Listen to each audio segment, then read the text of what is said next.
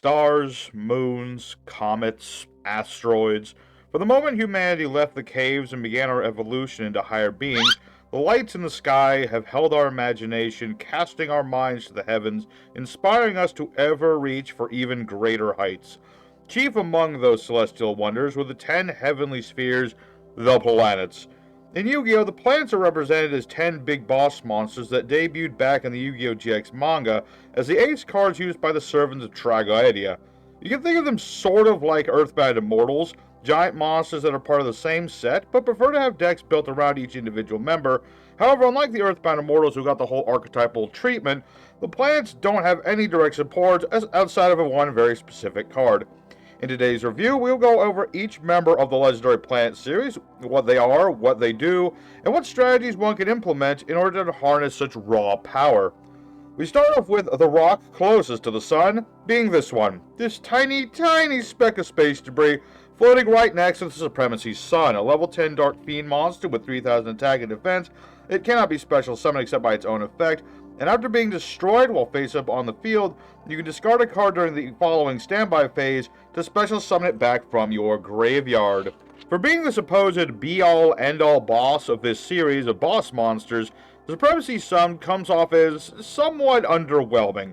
The lack of easy special summoning condition already makes summoning a Supremacy Sun a little bit of a chore, and on top of that, it requires a discard to summon it back, and you don't get any something in return for this discard, making this Supremacy Sun less than ideal. Unlike the actual Sun that we, kinda need. However, that's not to say that the card is completely unplayable, rather than it's up to the skill of the player to bring out the best of the Sun. Being a level 10 Dark makes it searchable by Three-Eyed Ghost. Fires of Doomsday and Sinister Yorishiro get the Sun out faster. Torrential Tribute and Dark Hole let you shut down your opponent, and even Destruction Potion partners well with Supremacy Sun. Combine all this with cards such as Mount of the Bound Creator and especially Ebon's Sun, and the Supremacy Sun truly starts to shine. So while it takes some doing to get the wheels of the Supremacy Sun bus rolling, the work and effort that goes into building a deck around it leads to beautiful things. Next up we have the Tripper Mercury, a level 8 water aqua monster with 2000 attack and defense. When tribute summoned, you can change all monsters on the field to face up attack position. You can tribute 3 monsters to tribute summon but not set this card. And if you do while this card is on the field, all monsters your opponent controls lose attack equal to their original attack. This card can make a second attack during every battle phase. Better not let this one be your girl, cause she's gonna be eating pavement before you know it. Mercury has a nice array of effects for a beatdown-centric strategy, though the cost can be a little bit steep. There's plenty of modern decks and strategies for fielding 3 monsters on the board for the tributes, and you're gonna want to use 3 every time to get the maximum payoff with this card. Add power-boosted cards such as United We Stand or Concentrating Current for maximum damage output, and you'll be swinging for game every time. To add to this, the attack reduction effect could potentially work in a control-style deck, especially partnered with something like, I don't know, Slifer the Sky Dragon perhaps. All in all, a fairly straightforward card with some neat little synergies. The one baffling thing about Mercury is the set limitation. Like, who in the right mind is going to set this card? If you're seriously about having your opponent ram into your defense monsters for damage, you ought to just run Stone Statue OTK like a civilized person. Following Mercury, have the lovely, splendid Venus, a level 8 light fairy with 2000 attack and 2400 defense. All non-fairy monsters lose 500 attack and defense, and the activation effects of spell traps activated on your field cannot be negated. At first glance, Venus appears to be singularly underwhelming, being a stat reduction with spell trap protection slapped onto it. However, the more you look at it, the better it gets. It's the first planet without a summoning restriction or requirement, making Valhalla an easy way to cheat Venus onto the board. Its effect stacks, meaning that if you're crazy enough to get 3 on the board at the same time, that's a fat 1500 point debuff on your opponent. Fairy support is varied and plentiful, so supporting Venus is never a problem, and the card works both alongside and against counter fairies, which is pretty neat. One cool thing about Venus is that cards with inherent ways for the opponent to negate them, such as Magic Drain, Light Arts, and Jiri, can't be negated while Venus is around, letting you mess with your opponent's head. Take that, Radiant Typhoon! So whether you want your fairies to combo without fear or lord over a board of infinite pain, your gal pal Venus is there for you. Next up is a planet you'll all be very familiar with, given that you are currently standing on it. Element Hero Terra Firma is a level 8 Earth Warrior with 2500 attack and 2000 defense. Must be fusion summoned, it cannot be special summoned by the ways. You can tribute an elemental hero monster, and this card gains attack equal to the tribute monster's attack until the end phase. What's this? An elemental hero that's not part of some huge combo? Oh, how refreshing. Jokes aside, the Terra Firma is fairly underwhelming when stacked up against other elemental hero fusions, but being both a fusion and having the weight of both elemental hero and fusion support behind it makes Terra Firma one of the more accessible planets. Terra Firma can reach some pretty big attack numbers, especially if you tribute something like Absolute Zero, and add Honest Neos, but regrettably, Firma caps off as simple, flat damage output. The one very notable thing about Terra Firma is that it is the only planet with its own support card. Terra Firma Gravity is a normal trap card that forces all level 4 lower monsters your opponent controls to attack that Terra Firma. If this card forced the opponent into the battle phase, it would have been the nightmare of Synchron players everywhere. But as it stands, all this card does is make Ojama tokens appear for the second time in this video, so let's get on to the next planet before more than darn things show up. Blazing into the next slot is the Blazing Mars, a level 8 fire pyro monster with 2600 attack and 2200 defense. While this card is in your hand or grave, you can banish 3 other monsters from the grave to special summon this card, but you cannot special summon other monsters for the rest of the turn. During your main phase 1, you can send all other monsters you control to the graveyard to inflict 500 damage to your opponent for every monster sent to the graveyard, but you only use each effect of Blazing Mars once per turn. Accessible to all sorts of decks, but with a very niche use. Blazing Mars really is only good as a closer once your opponent is low on life points. This card would have been amazing if it just didn't restrict your summons for the turn. But thanks to that roadblock, Mars comes in to clean up the mess after the party's about over. Maxing out 2500 burn, equivalent to like 1 seed cannon, the best deck to run this in may very well be something like Chlorannus'Channel or any such deck that enjoys banishing their members from the graveyard. Or maybe banishing, like, I don't know, 3 necrophases for maximum punishment. But other than that, there's sadly not a whole lot to talk about the Blazing Mars. Passing by the asteroid belt, we find the ground. A level 8 Dark Warrior with 2500 attack and 2000 defense. Once per turn, you can discard 2 cards and target a face-up monster the opponent controls and equip that face-up monster to this card. This card gains attack equal to the combined original attack of the monsters equipped to it by this effect. And once per turn during your end phase, you can target a monster equipped to this card by this effect and special summon it to your field. Grand Jupiter is what we in the biz like to call our big boy. The biggest boy. Huge. The discard is pretty steep, but the potential gains make Jupiter oh so very worth it. Taking your opponent's big monster that they spent all their time and effort into making and making it your own never gets old. Unless, of course, it's my monster, of course.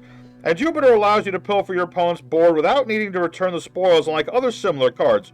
Discarding cards such as Fabled monsters, and especially the Danger archetype, can offset the cost quite a bit, the latter having the best synergy in a rank 8 turbo build, although I once saw a pretty sick Thunder Dragon variant for Grand Jupiter, so there's a few different ways to go about using it.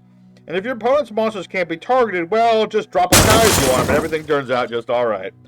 Okay, but seriously, what's up with the Bedolinov? Don't get me wrong, I like his design. He's one of my favorite members of the Phantom Troop, but I've got so many questions. Like, I can get behind the holes in his arms and his hands and his face and all that, but what's up with the one on his stomach? Does it go all the way through? Does he have a spine? How are his guts still in his body? Does he have an extra hole on his dick? Getting past all of that, next up we have the Big Saturn, a level 8 Earth machine with 2000 attack and 2200 defense. It cannot be special summoned from the hand of the deck.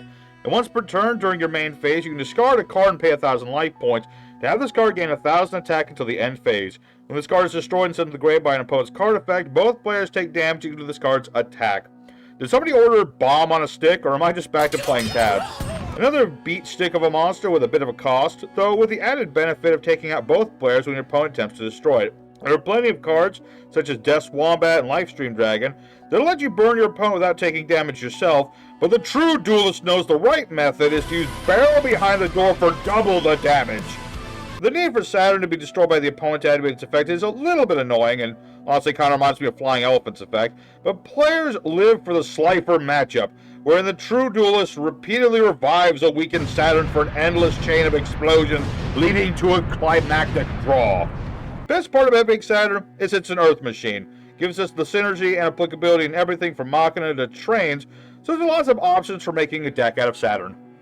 As the sun begins to darken behind us, we venture upon the Despair Uranus. Hey, hold on, no laughing. This is serious business here.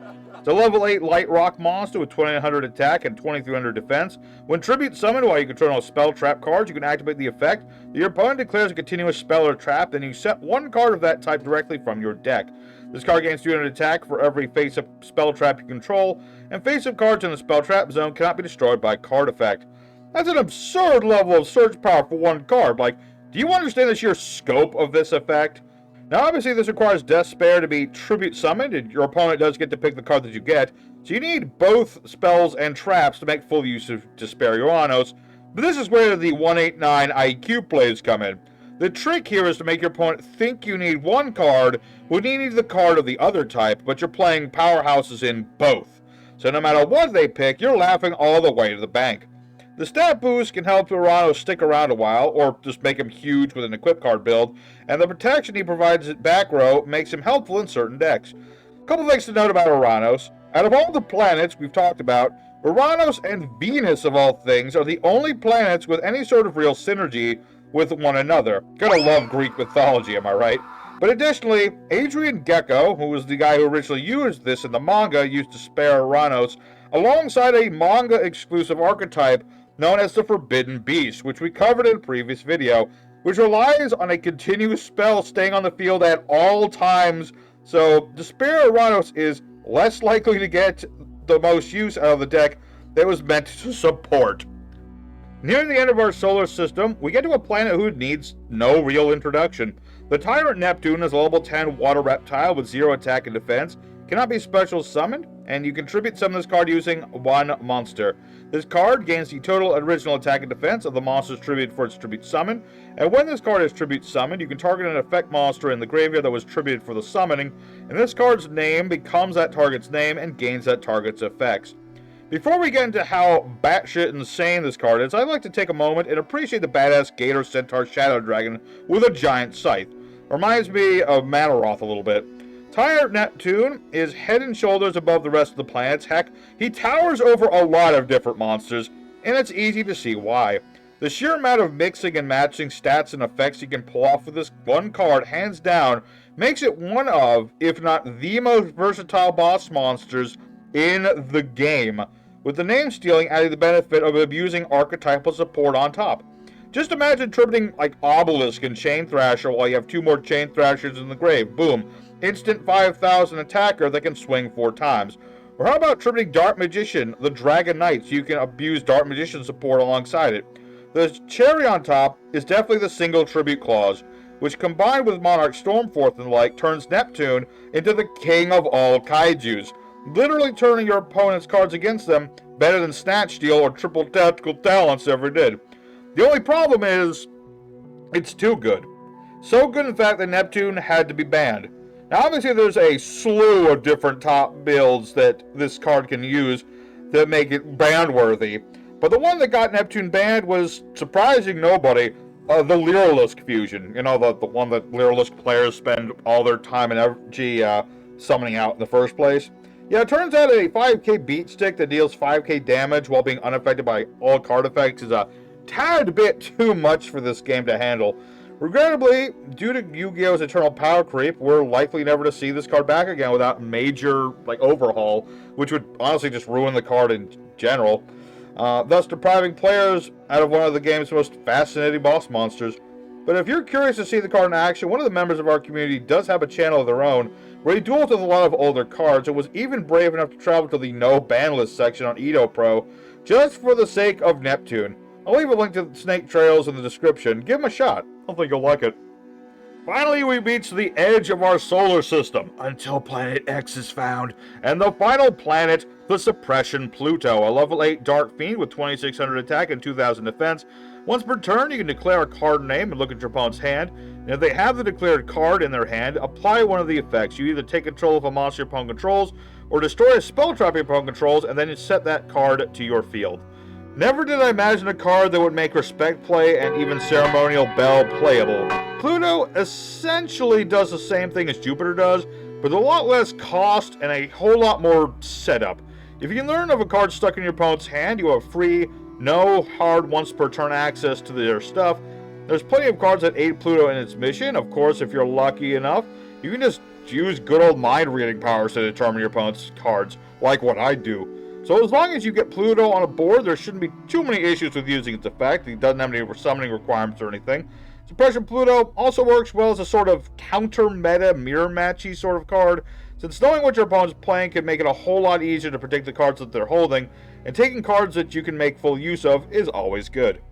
The legendary planets are a product of a bygone age, where boss monsters represented the unique playstyles of the decks that they were a part of, a character of the older Yu-Gi-Oh! That's slowly but surely being phased out in favor of omnipotent bosses, all of the same stripe. Though the planets may seem clunky and slow by today's overblown standards, these big bosses offer players a chance to create decks fusing cards both old and new to create wholly original works that are far cry from the copy-pasted decks of today. Rather than receiving the archetypal support, I'd love for each planet to receive a couple cards for each as individuals, giving the intrepid duelists new and wonderful ways to enjoy these classical cards. Thank you everybody much for watching this episode of Card Talks. Let me know in the comments what you think of the legendary planets. Who is your favorite member? Myself, I would say it's probably going to be Jupiter, maybe the Sun, but I would say Jupiter most of all. That's my take. So, thank you very much for watching. Leave a like, consider subscribing, all the good stuff. Happy New Year to everybody. Merry Christmas. And I'll catch you guys next time. I'm feeling Eva tiles for the next episode of Card Talks. That sounds like a good one to cover. So, until next time, everybody, stay safe and happy. And you have a wonderful day.